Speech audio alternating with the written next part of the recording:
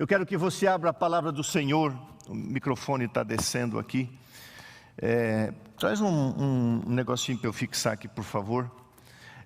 Abra a palavra de Deus no livro de Daniel, capítulo 12, o verso 10. Daniel, capítulo 12, o verso 10, é uma profecia, que se você estudar essa profecia, ela está se cumprindo em nossos dias, nesse tempo. Daniel 12, o verso 10, diz assim: muitos serão purificados, embranquecidos e provados, mas os perversos procederão perversamente, e nenhum deles entenderá, mas os sábios entenderão. É muito conhecido, você sabe que Jesus e os apóstolos falaram, Daniel falou, João especialmente no Apocalipse, Jesus em seus discursos falando que nós teríamos provações, aflições, um sofrimento acelerado e intenso no tempo do fim. Agora, queridos, nós vamos estudar um capítulo da Bíblia. Abra a palavra de Deus lá em Romanos capítulo 8, a partir do verso 16. Nós vamos estudar até o verso 39, o propósito do sofrimento no tempo do fim. Tem aqui, coloca aqui. Eu vou pedir perdão para você, ele vai colar um negocinho aqui. Esse microfone está correndo, pode apertar, não tenha dó. Isso, obrigado. Aí depois você edita o sermão, não tem problema.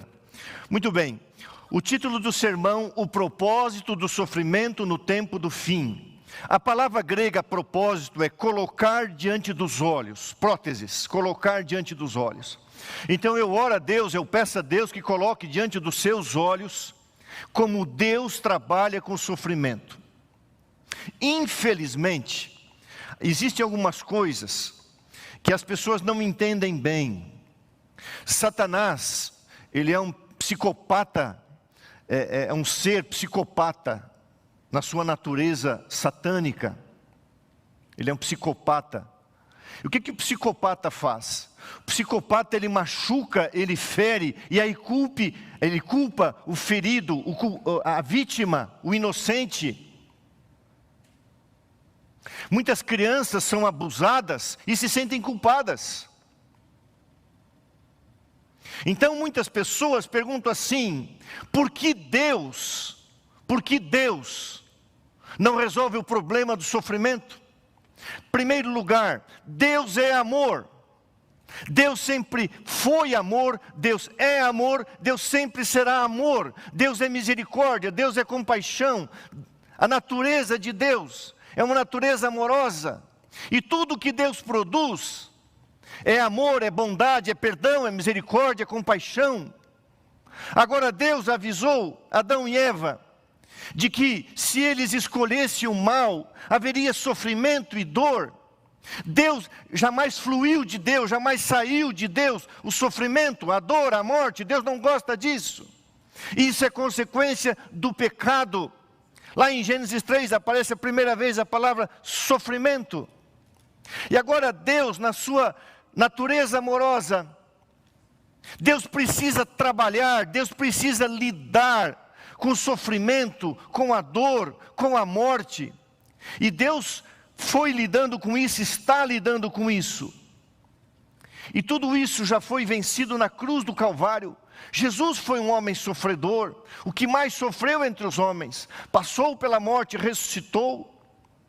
Então, queridos, a primeira coisa, Deus assumiu a responsabilidade de lidar com as consequências do pecado do homem, sendo o sofrimento uma consequência inevitável.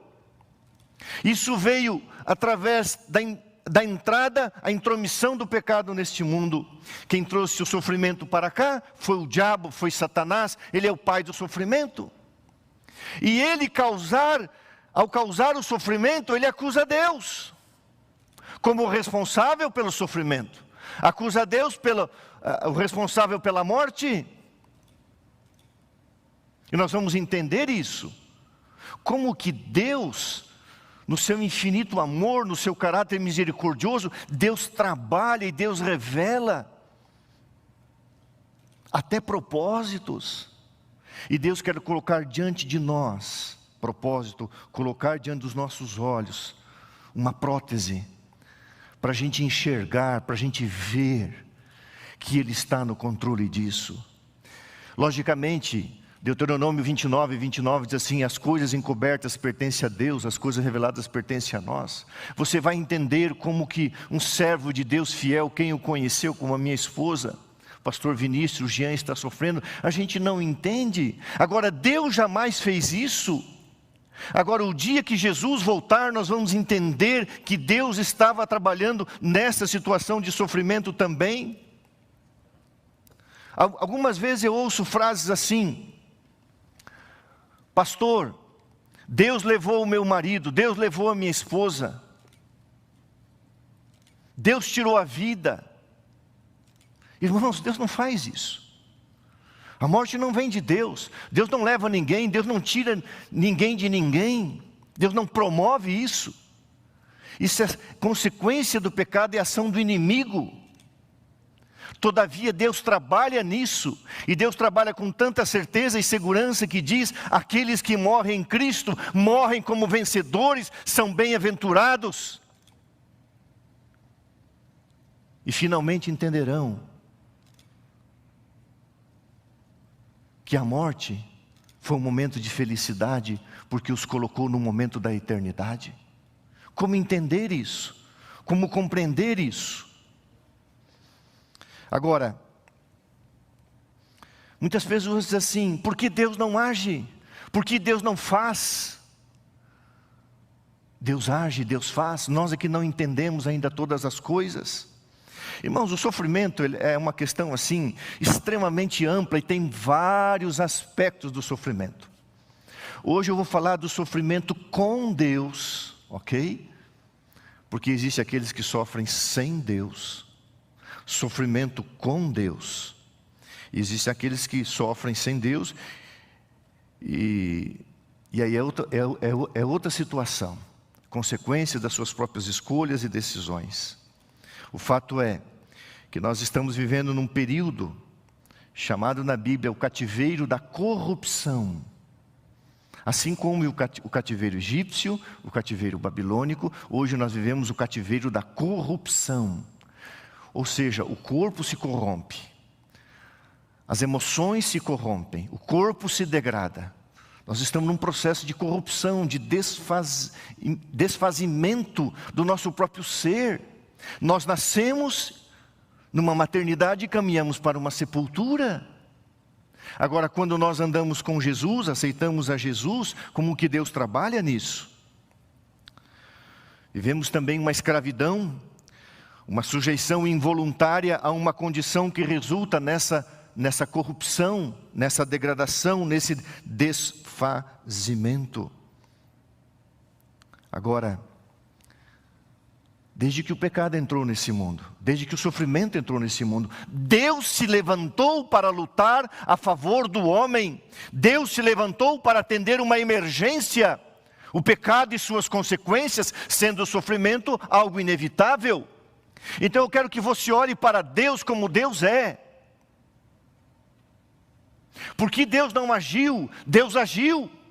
E um dia nós vamos entender, está escrito, que se nós andarmos com Jesus, se nós tivermos Jesus, se nós andarmos com o Espírito Santo, e você vai entender isso aqui na Bíblia.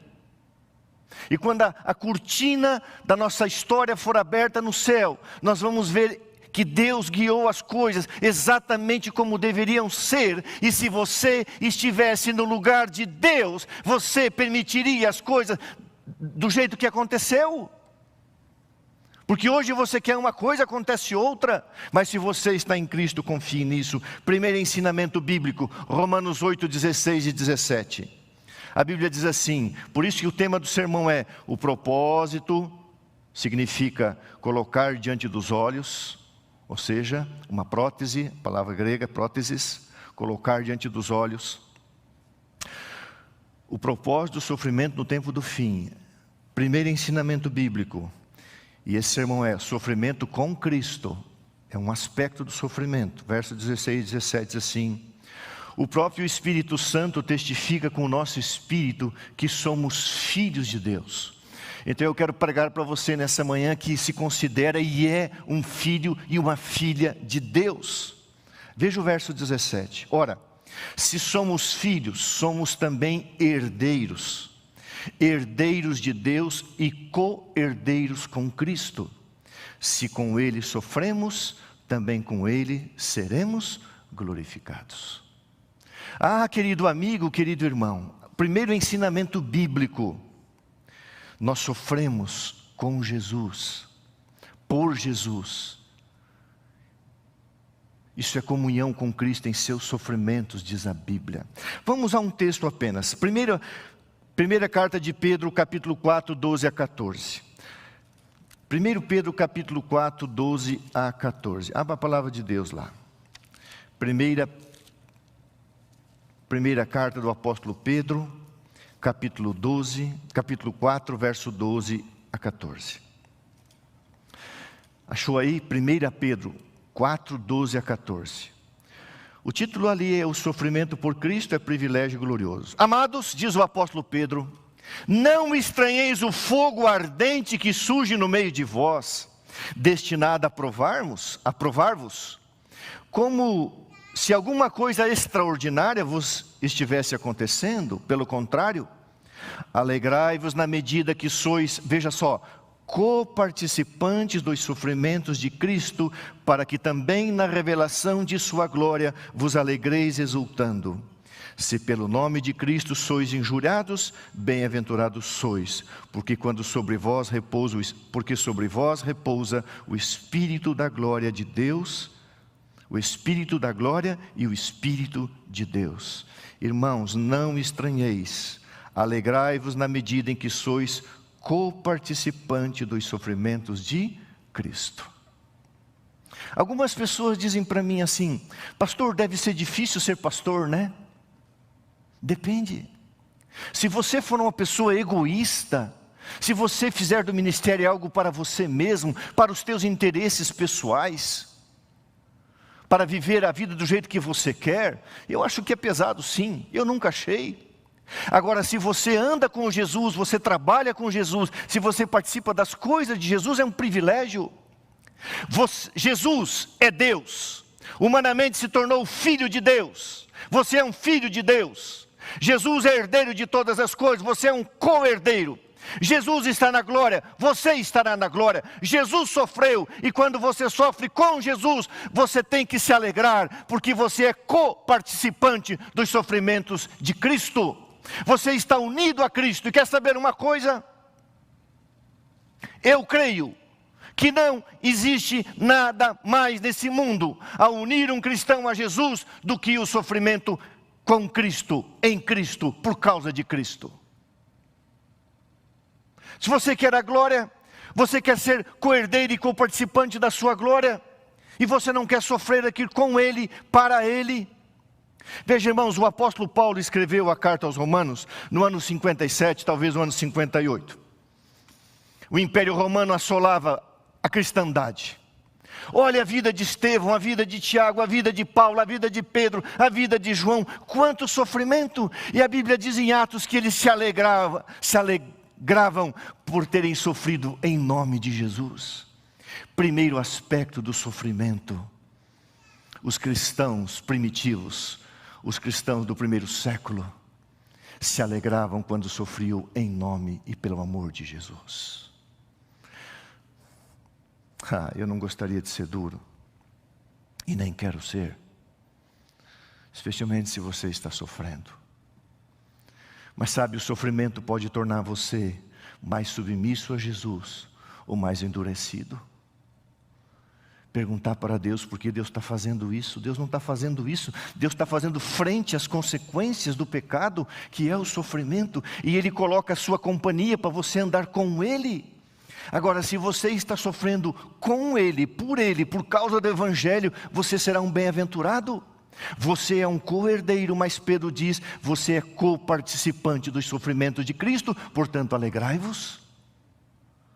Pedro diz assim, não estranhem as provações. Olha o contexto que eles estavam vivendo, irmãos. Jogados às feras, nos calabouços, quanto sofrimento. E hoje nós vivemos uma situação de sofrimento. Agora, irmãos, quem quer sofrer? Quem gosta de sofrer? Quem gosta de ficar doente? Quem gosta de ficar deprimido? Quem gosta de perder um ente querido? Quem gosta de perder um amigo? Ninguém! Não estou dizendo que o sofrimento ele é bem-vindo. Eu estou dizendo que Jesus está junto no sofrimento, porque Ele é o servo sofredor. E quando você sofre, você deve sofrer com Ele. Você é coparticipante do seu sofrimento também. Filipenses 3,10 fala da comunhão nos sofrimentos de Cristo. Depois você lê lá Filipenses 3,10. Nós temos comunhão nos sofrimentos de Cristo. Atos 5,41, a alegria de ser digno ao sofrer por Jesus. Alegria. Impressionante quando uma pessoa é cheia do Espírito Santo, quando uma pessoa tem Deus, ela está sofrendo com Jesus e por Jesus, ela sente uma alegria que nada mais a dá. Portanto, o primeiro ensinamento bíblico é, verso 17, somos filhos de Deus, somos herdeiros, herdeiros de Deus e co-herdeiros com Cristo. Se com Ele sofremos, também com Ele seremos glorificados. Irmão, não tem como fugir. Os que querem seguir Jesus padecerão provações, aflições e perseguições. Agora, Jesus não é o causador disso, isso é o diabo. Ele sabe o que é sofrer. E Ele diz assim, filho, quando você sofre comigo, você tem comunhão comigo no meu sofrimento. Porque Ele também sofre ao ver esse mundo cada vez mais corrompido. Sofrer com Jesus e por Jesus reproduz o caráter de Jesus e revela o caráter de Jesus. Sofrer com Jesus e por Jesus reproduz o caráter de Jesus e edifica o caráter de Cristo em nós. Você tem comunhão com Cristo numa área da sua vida, que Ele teve comunhão com o Pai no sofrimento, através do sofrimento. Não é fácil a gente entender isso, mas é assim que a Bíblia revela.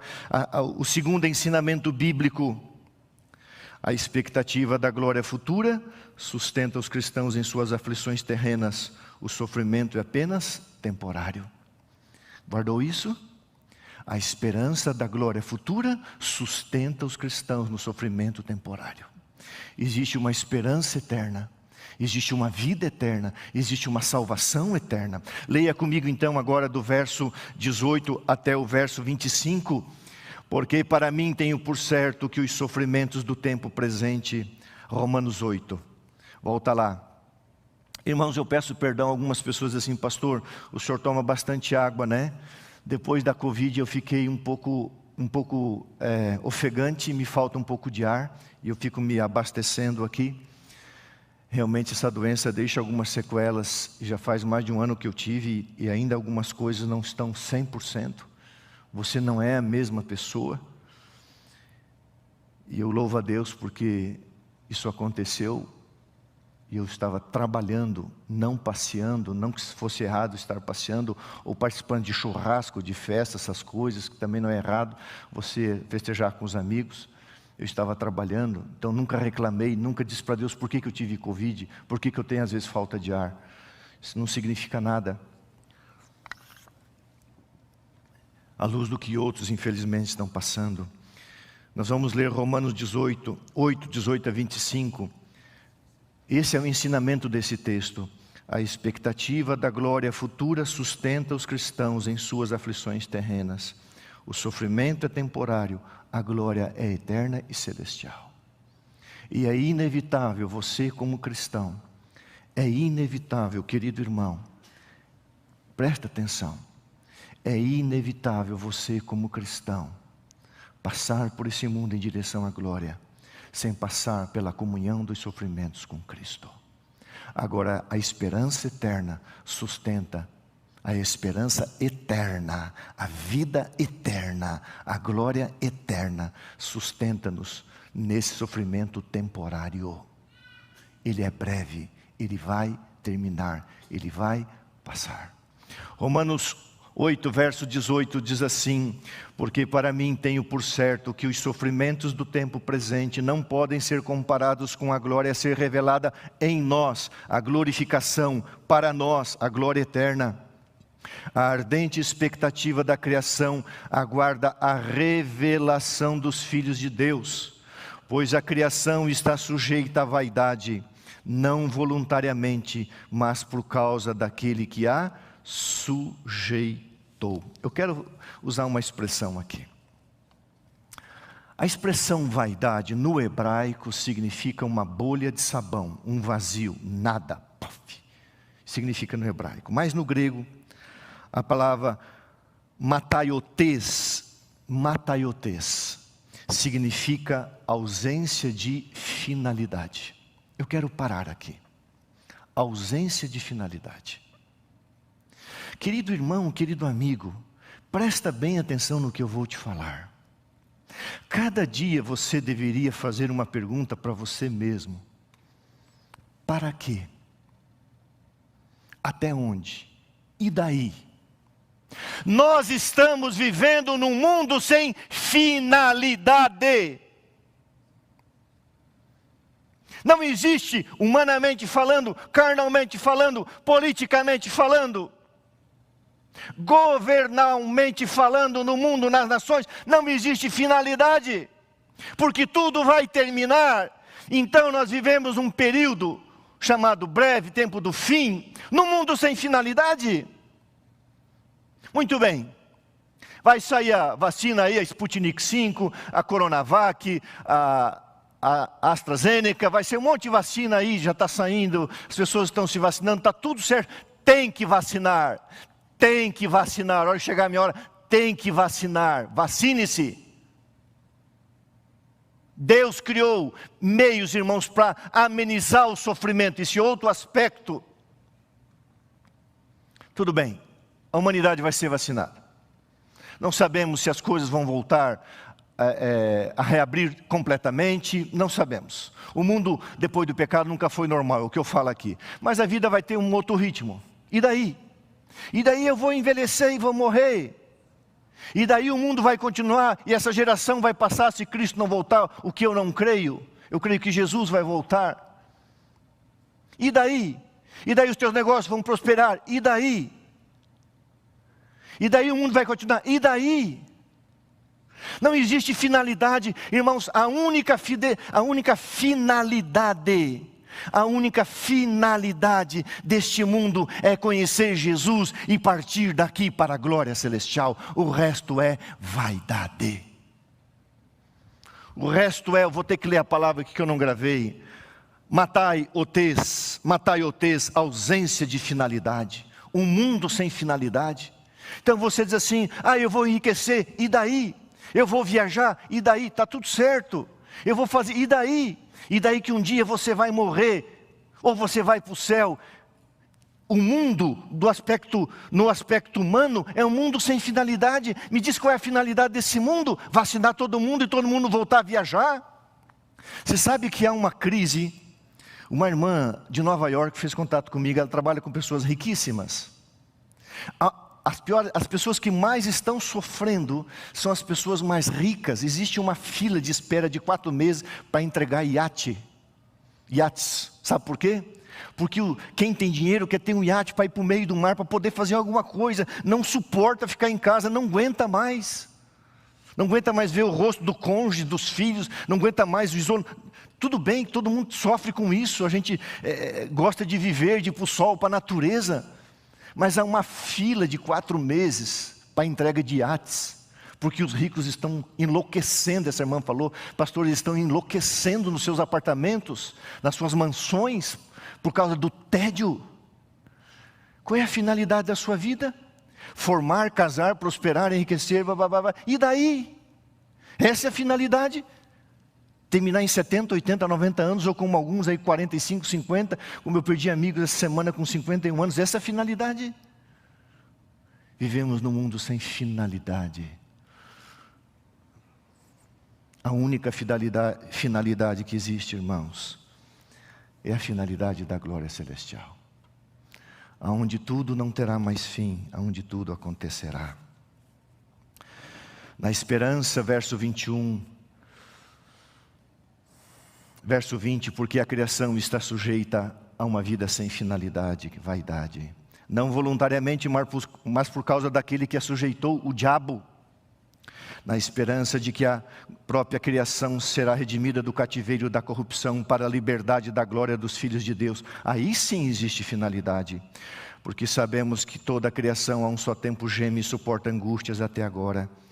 E não somente ela, mas também nós, que temos as primícias do Espírito Santo, igualmente gememos em nosso íntimo, aguardando a adoção de filhos, a redenção do nosso corpo, porque na esperança fomos salvos. Ora, a esperança que se vê não é esperança, pois o que alguém vê como espera, mas se esperamos o que não vemos, com paciência o aguardamos. Ah, irmãos queridos, a Bíblia diz que nós estamos esperando a glória a ser revelada em nós. O verso 19 diz ardente expectativa. Interessante a palavra ardente expectativa, apocarradokia, significa aguardar com a cabeça erguida. Ardente expectativa, aguardar com a cabeça erguida. Disse Jesus, quando essas coisas começarem a acontecer, levantai a vossa cabeça, levantai os vossos olhos, coloque um propósito diante dos seus olhos, coloque uma prótese diante dos seus olhos, olhe para cima, é de lá que virá a solução final, o resto é vaidade ou sem finalidade eterna. Não que você não deva trabalhar, estudar, construir, prosperar, economizar, viajar, tudo isso, mas existe uma finalidade maior. Então, a Bíblia diz, mantenha a expectativa com a cabeça erguida. Tire a finalidade deste mundinho e sabe, agora eu vou te falar uma coisa. Fecha nessa câmera para mim aqui. Tem muitos irmãos, muitos cristãos, muitos filhos de Deus, que colocaram a sua expectativa e a sua finalidade, o seu propósito e o objetivo de vida nesse mundo. E Deus, para salvar essa pessoa, Deus permite o sofrimento. Exatamente. Deus permite o sofrimento, para ela parar de olhar e olhar para cima, manter a cabeça erguida e não o coração nas coisas aqui desse mundo. Isso tem propósito redentivo e um dia você vai agradecer a Deus por ter sofrido por amor a Jesus e ter se encontrado com Ele nos piores momentos da sua vida. De outra forma, talvez Deus não te salvaria. O sofrimento não tem poder vicário, a salvação está em Cristo. O sofrimento muitas vezes é permitido por Deus para destruir o pecado que Ele tanto odeia e salvar o pecador que Ele tanto ama. Portanto, aguarde com a cabeça erguida. Terceiro ensinamento, verso 26 até o verso 30. Também o Espírito semelhantemente nos assiste em nossa fraqueza, porque não sabemos orar como convém, como é necessário. Mas o mesmo Espírito intercede por nós sobremaneira com gemidos inexprimíveis. E aquele que sonda os corações sabe qual é a mente do Espírito, porque segundo a vontade de Deus é que Ele intercede pelos santos. Sabemos que todas as coisas cooperam para o bem daqueles que amam a Deus, daqueles que são chamados segundo o seu propósito. Porque os que de antemão conheceu, também os predestinou para serem conforme a imagem de seu Filho, a fim de que ele seja o primogênito entre muitos irmãos. E aos que predestinou, a esses também chamou, e aos que chamou também justificou, e aos que justificou, a esses também glorificou. Ah, irmãos queridos, aqui a outra verdade, a terceiro ensinamento bíblico. Primeiro ensinamento bíblico, nós sofremos com Cristo. Segundo ensinamento bíblico, existe uma glória eterna em detrimento de um sofrimento temporário. Terceiro ensinamento bíblico, Deus se levantou para enfrentar as consequências do pecado, sendo sofrimento inevitável. E Deus jamais deixou a humanidade sozinha. Lá no céu está Deus o Pai, no Santíssimo Deus o Filho, aqui na terra o Espírito Santo, na sua vida os anjos de Deus. Um dia, talvez isso aqui mereça só um sermão. A Bíblia diz, isso aqui é literal, todas as coisas cooperam para o bem daqueles que amam a Deus, daqueles que são chamados segundo o seu propósito. Eu vou usar algumas ilustrações.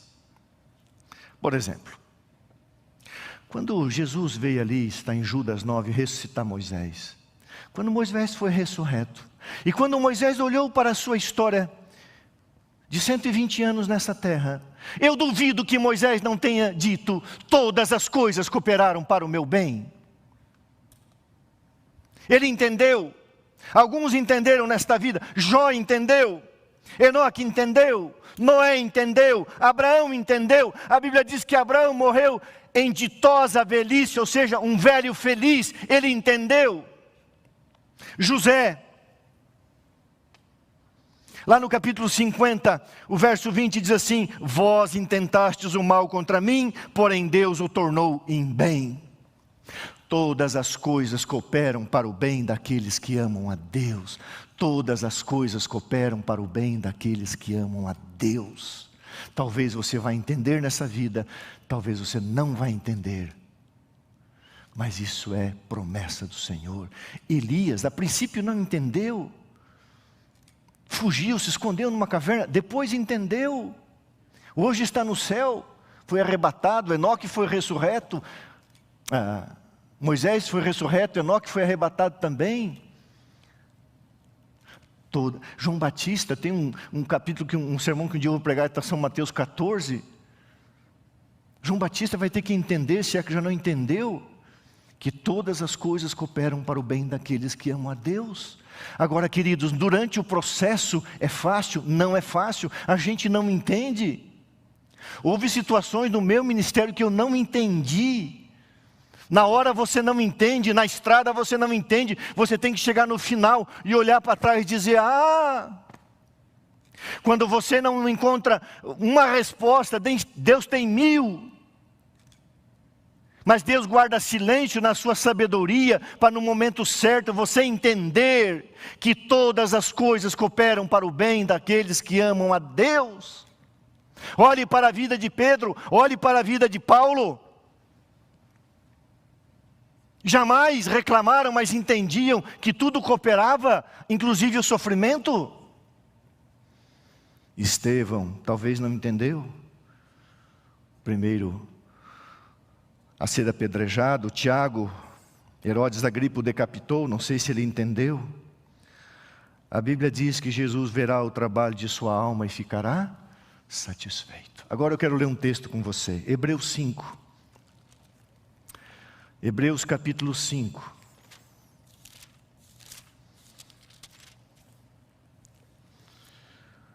O verso 7 até o verso 9. Eu quero ler isso aqui, eu quero que você me explique isso aqui é literal, não pode ser com você mesmo aqui. Hebreus 5, 7 a 9, diz assim: Jesus, nos dias da sua carne, ou seja, na sua humanidade, tendo oferecido com forte clamor e lágrimas, orações e súplicas, a quem eu podia livrar da morte, e tendo sido ouvido por causa da sua piedade, da sua obediência, da sua santidade, embora sendo filho de Deus, aprendeu a obediência pelas coisas que sofreu. E tendo sido aperfeiçoado, tornou-se autor da salvação eterna para todos os que lhe obedecem, tendo sido nomeado por Deus sumo sacerdote, segundo a ordem de Melquisedeque. Eu vou olhar nessa câmera aqui.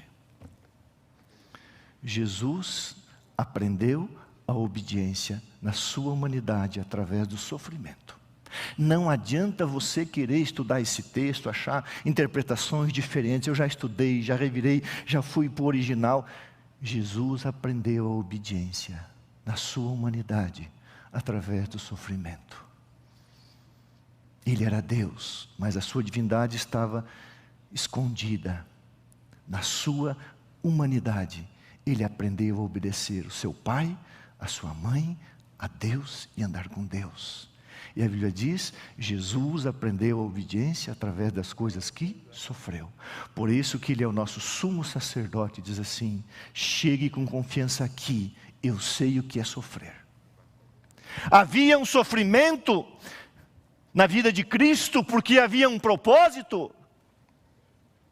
Então, se você não quer ter comunhão no sofrimento com Ele, se você não quer me permitir Deus trabalhar em você, você é melhor do que Cristo, você é melhor do que Deus.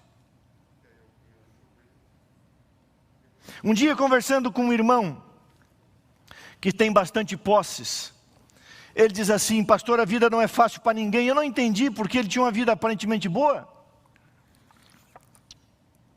materialmente falando. Mas ao longo, isso faz uns 15 anos que ele me falou, eu fui entendendo, a vida não é fácil para ninguém. Todos somos caídos e humanos, mas o ensinamento bíblico é: nós temos o Consolador, nós temos a presença de Jesus Cristo através do Espírito Santo, e o cristão é o objeto especial do Espírito Santo.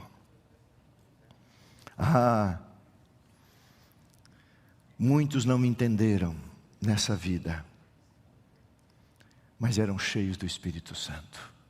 E a Bíblia diz que quando nós temos o Espírito Santo, um dia, ao olharmos para trás, nós vamos entender que todas as coisas cooperaram para o nosso bem, se é que nós andamos com Jesus, porque o sofrimento é com Ele. Portanto, querido irmão, querido amigo, firme seus passos aonde os apóstolos firmaram a sua fé. Firme os seus passos aonde os apóstolos afirmaram a sua fé. E quando eu leio a história do cristianismo, o período das 7 igrejas, quando eu leio a história a partir dos pais da igreja, a Idade Média, você vai ver mártires e cristãos que andavam com Jesus, eram participantes do sofrimento com Cristo, e serão e são herdeiros com Cristo, e serão glorificados, e estarão com Cristo na glória. A redenção, na sua parte aqui na terra, tem dentro do seu escopo uma parcela de sofrimento. Por quê? Porque isso é inevitável, por estarmos no mundo sem finalidade eterna, no mundo corruptível, num corpo mortal, doentio. Mas graças a Deus, a Bíblia diz que o Espírito Santo está conosco. O último e quarto ensinamento bíblico: Deus é por nós. O poder de Deus de sustentar os fiéis nas provações. E então Paulo termina esse capítulo dizendo: que diremos, pois, à vista dessas coisas? Veja, ele está falando do sofrimento desde o verso 16. Se Deus é por nós, quem será contra nós? Aquele que não poupou o seu próprio filho, antes por todos nós o entregou, porventura não nos dará graciosamente com ele todas as coisas? Deixa eu te perguntar, quando a gente era inimigo de Cristo, nós recebemos as bênçãos de Deus, muito mais agora sendo filhos e herdeiros. Por isso que Paulo arremata esse assunto dizendo: que diremos, pois, à vista destas coisas? Se Deus é por nós, quem será contra nós? Aquele que não poupou o seu próprio filho, antes por todos nós o entregou, porventura não nos dará graciosamente com ele todas as coisas? Irmãos, quando Deus o Pai entregou o seu filho, ele estava se entregando também. A Bíblia diz: o Pai estava em Cristo reconciliando consigo o mundo. Deus estava em Cristo. Quando Deus entregou o seu filho, Ele entregou-se a si mesmo. Verso 33. Quem intentará acusação contra os eleitos de Deus? É Deus quem os justifica. Os eleitos, quem são os escolhidos? Quem são os escolhidos? Aqueles que aceitaram o chamado de Deus. Jesus disse: muitos são chamados, mas poucos escolhidos. Todos são chamados. Os escolhidos são os que aceitaram o chamado. Quem intentará acusação contra os eleitos de Deus? É Deus quem os justifica. Quem os condenará? É Cristo Jesus quem morreu, ou antes quem ressuscitou, o qual está à direita de Deus e também intercede por nós. E agora veja como Paulo termina: quem nos separará do amor de Cristo? Tribulação? Sofrimento? A angústia? A perseguição? A fome? A nudez? O perigo? A espada? Tudo o que ele tinha passado? Formas de sofrimento? Como está escrito: por amor de ti todo dia nós morremos.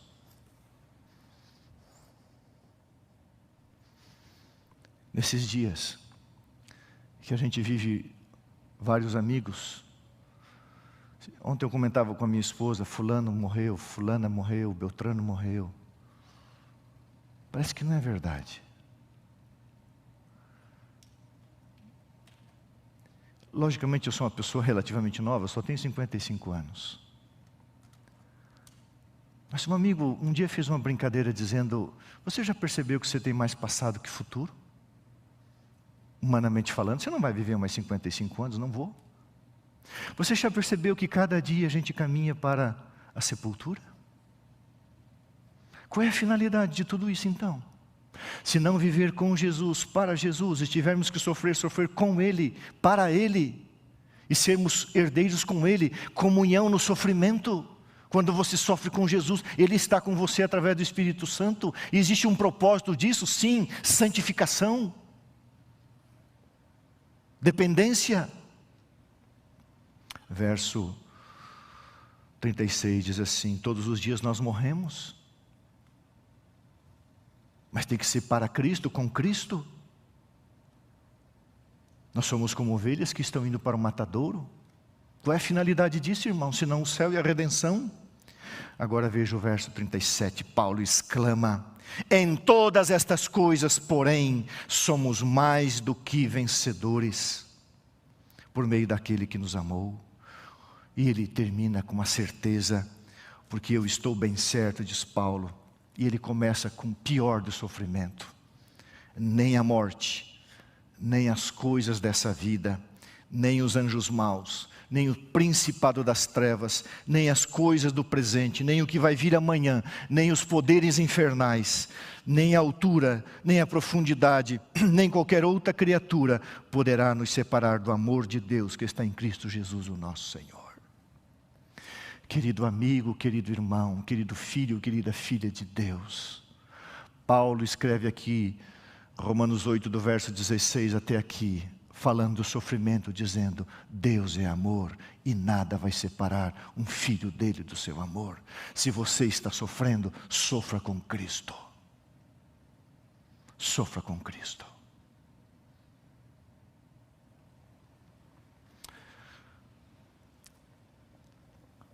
Há cerca de um ano, um ano e pouquinho, eu fiz um exame, e o exame acusava que poderia ter alguma coisa assim, não muito boa. Era um indicativo, e eu então tinha que fazer um exame mais seletivo. E eu tinha que aguardar a resposta desse exame por 3 horas. E eu fiz o exame, então sairia o resultado, e eu estava bastante preocupado. Eu estava deitado ali naquela cama de hospital. E eu fiquei ali preocupado. Sou um ser humano, lógico, estava sofrendo. E eu pensei: eu vou ficar 3 horas aqui, sofrendo. Por que eu não fico em oração? Mas ali tinha uma outra pessoa e uma enfermeira. Naquele momento eu falei: vocês não estranhem, eu não vou morrer do jeito que eu vou ficar. Eu me ajoelhei em cima da cama. E eu fiquei mais de 1 hora conversando com Deus. Mais de 1 hora. Já tinha passado cerca de 1 hora. Eu fiquei mais de 1 hora ajoelhado. Conversei com Deus tudo da minha vida. Peguei lá em 1986, peguei um pouco antes algumas coisas que eu não era cristão,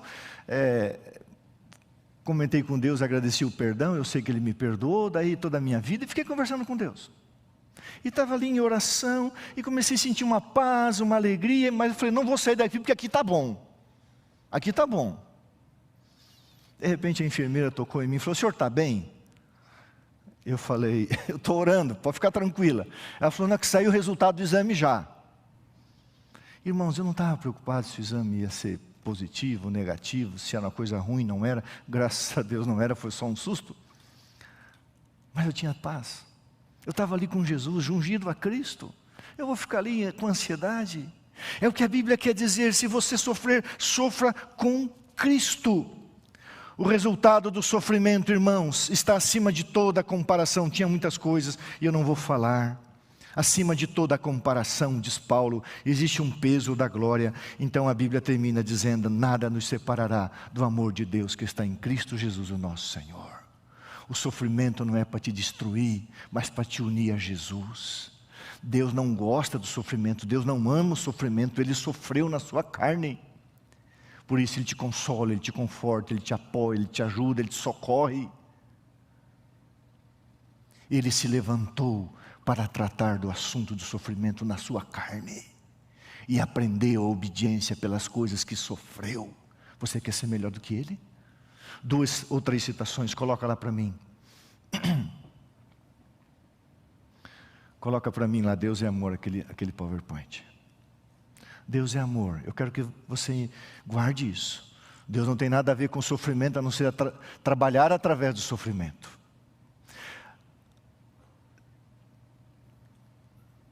Aquele que tomou sobre si a humanidade, sabe compadecer-se dos sofrimentos dela. Olha essa citação.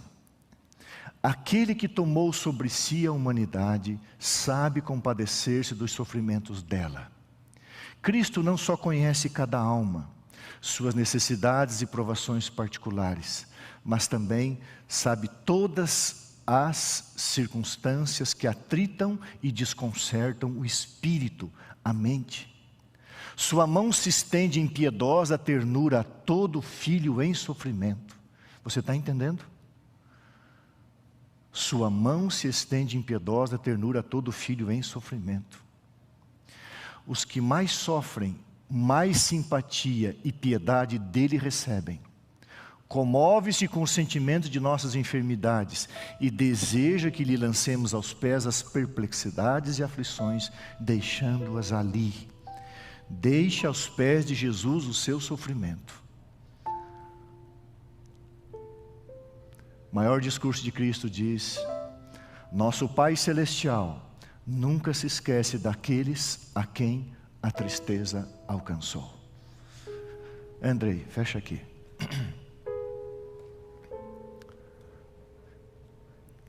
Nosso Pai Celestial nunca se esquece daqueles a quem a tristeza alcançou.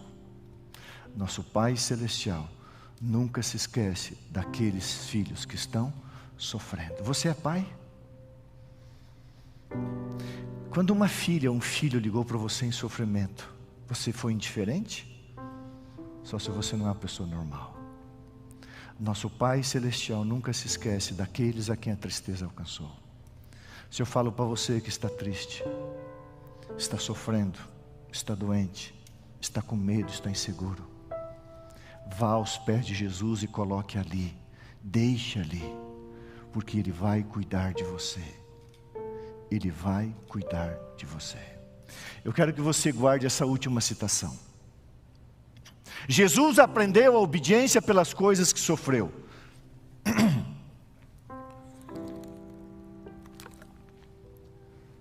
A presença do Pai circundou a Cristo, e nada lhe sobreveio, sem que o infinito amor permitisse para a bênção do mundo. Aí estava a sua fonte de conforto, e ela existe para nós. Aquele que estiver impregnado do Espírito de Cristo, habita em Cristo. O golpe que lhe é dirigido cai sobre o Salvador, que o circunda com sua presença. O que quer que lhe aconteça vem de Cristo. Não precisa resistir ao mal, porque Jesus é sua defesa, Cristo é sua defesa. Nada lhe pode tocar, a não ser pela permissão de nosso Senhor. E todas as coisas que são permitidas, contribuem juntamente para o bem daqueles que amam a Deus. Releia, grave essa citação, escreva no seu caderno, na sua Bíblia. O maior discurso de Cristo, página 71.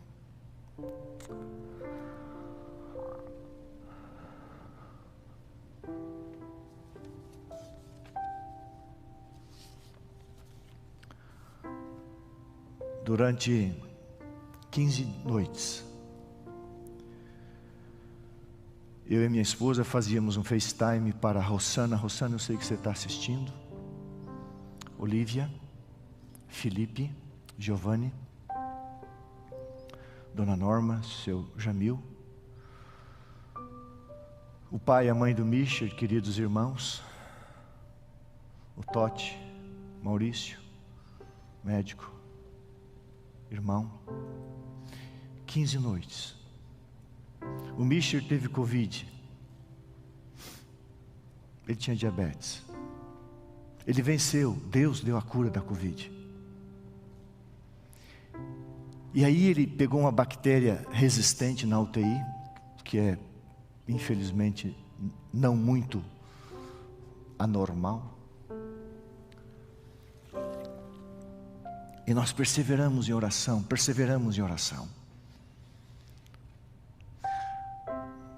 No início de 2001 eu fui transferido para a Igreja Central de Campo Grande.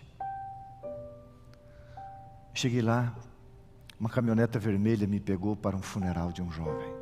Era ele. Primeira vez que eu conheci aquele irmão. Nos tornamos amigos, mais chegados que um irmão. O coronavírus foi vencido, a bactéria foi debelada. Na segunda-feira passada,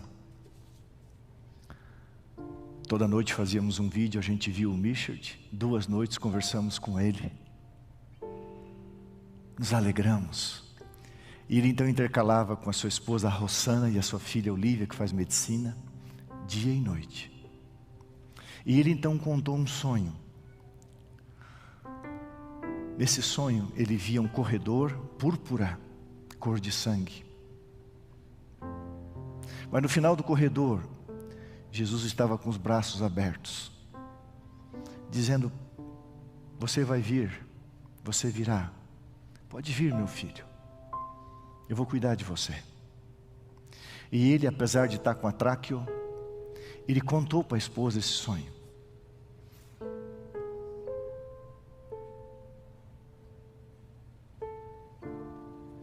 E a gente estava feliz, muito feliz. A gente tinha combinado de fazer um culto na casa dele. Eu falei: eu vou passar um dia com vocês. E a Rossana falava: uma semana. Mas para amanhecer quarta-feira, o Michel teve uma hemorragia.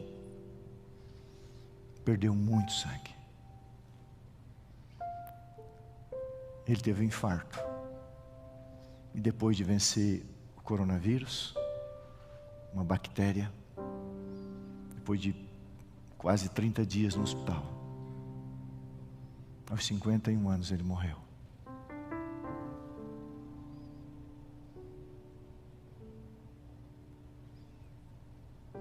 O que você vai falar?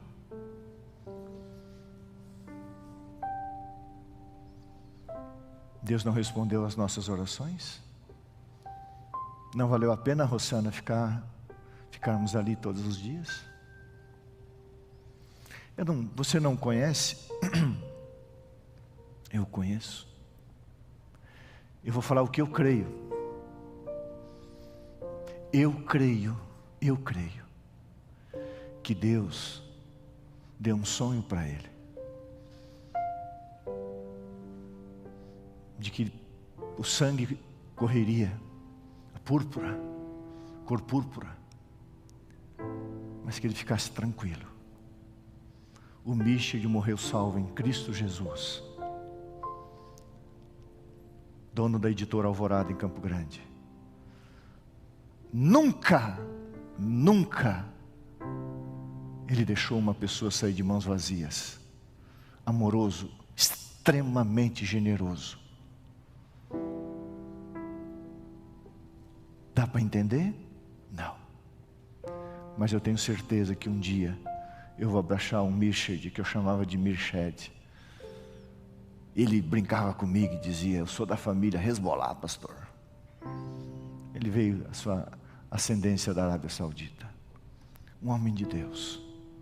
Morreu.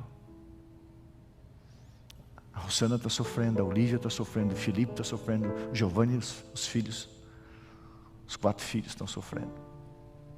Os 3 filhos, a esposa, toda a família, estamos sofrendo. Mas na certeza de que ele está salvo em Cristo Jesus. E que um dia, quando ele ressuscitar e abraçar Jesus, Jesus vai dizer no ouvido dele: você lembra do sonho? Deus se levantou para fazer frente à desgraça das consequências do pecado. E o sofrimento tem um propósito. Não porque Deus seja autor disso, mas Deus pega essa desgraça do sofrimento e faz. Deus coloca propósito. Deus não despreza o sofrimento. Deus pega o sofrimento e trabalha nele para que o sofrimento coopere para a tua e a minha salvação. Se você estiver sofrendo, sofra com Jesus, porque esse mundo não tem finalidade em si mesmo. A nossa finalidade é estar com Cristo no céu. Eu quero chamar a Mariana para cantar um hino. Se as ondas desta vida destruírem sua fé, não duvides, eu não me esqueci de ti. Que Deus abençoe você em suas lutas, em seu sofrimento.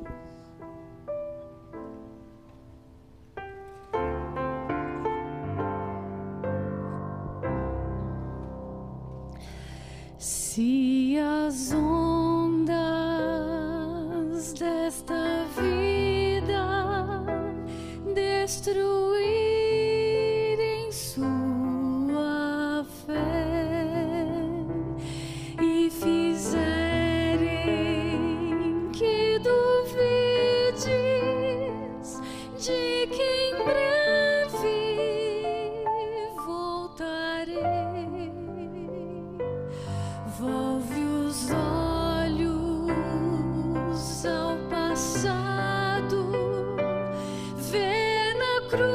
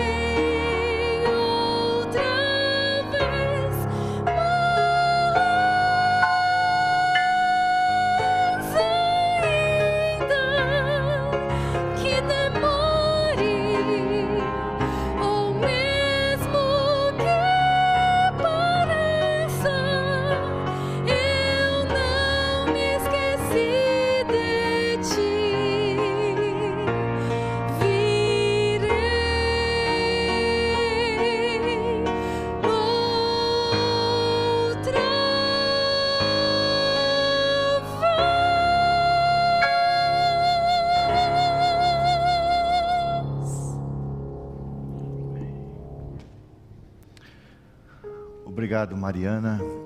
Obrigado, Adriana.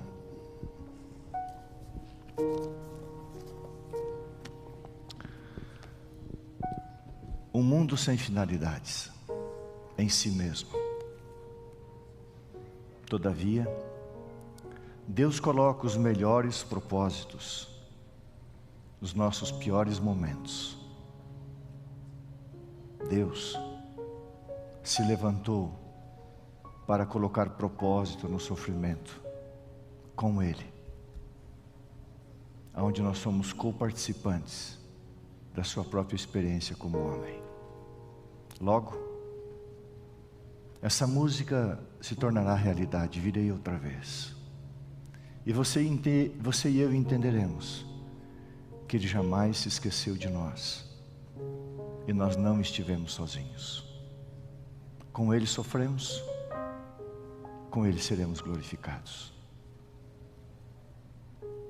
Que Deus abençoe a sua vida. Que Deus abençoe a sua fé. E que o sofrimento, se bateu à sua porta, seja uma oportunidade de você depender como nunca, do servo sofredor, que hoje é teu sumo sacerdote mediador. Oremos. Nosso Deus e nosso Pai, obrigado porque nós não estamos sozinhos. Obrigado, Senhor, porque apesar da inevitável dor, como consequência do pecado que nossos pais escolheram, o Espírito Santo de Deus está conosco, em nós, trabalhando. O céu está trabalhando, os anjos estão ministrando e trabalhando a nosso favor. E tudo o que acontece, um filho de Deus passa por Cristo, e Deus trabalha, Deus faz com que o seu propósito salvífico ocorra.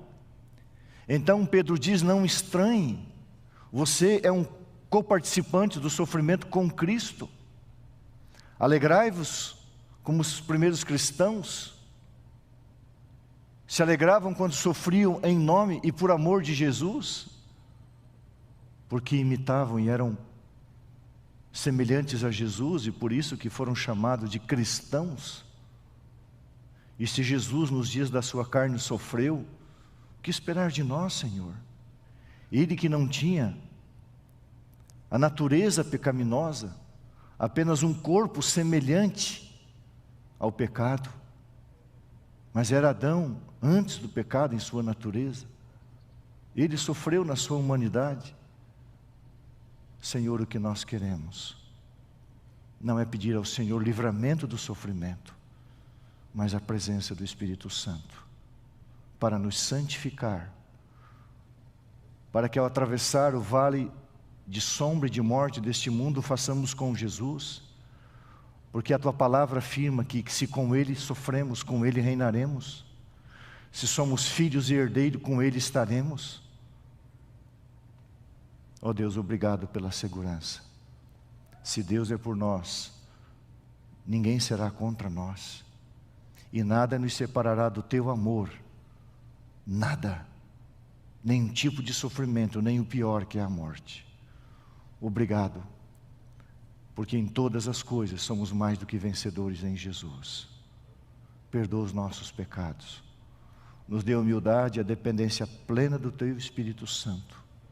No mundo sem finalidade final, nós temos uma finalidade eterna. Obrigado por isso, em nome de Jesus. Amém.